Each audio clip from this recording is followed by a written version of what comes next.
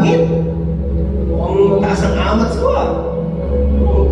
Hindi naman ako lasing nung nasa ospital ako. Pero, teka, mukhang maganda dyan ah. Maraming ginto. Pag binenta ko siguro yan, mas marami. Mas mayaman pa ako sa mga contractor, mga politiko. Pre, paano ba makapasok dyan? Tanging ang mga pangalan lamang na nakatala sa aklat ng buhay ang maaaring makapasok. Gano'n? Eh, kilala ko naman lahat ng santo. Lahat yan, tinatawag ko. Lalo na yung pinakapaborito ko.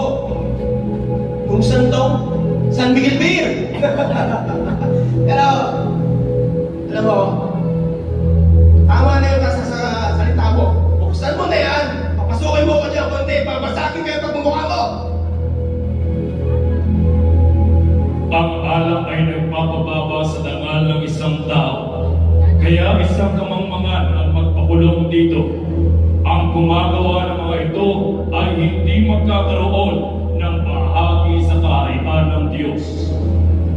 Ramon Mendoza, ang iyong pangalan ay hindi nakasulat sa aklat ng buhay. Hindi pwede yan. Buksan mo yan. Sirain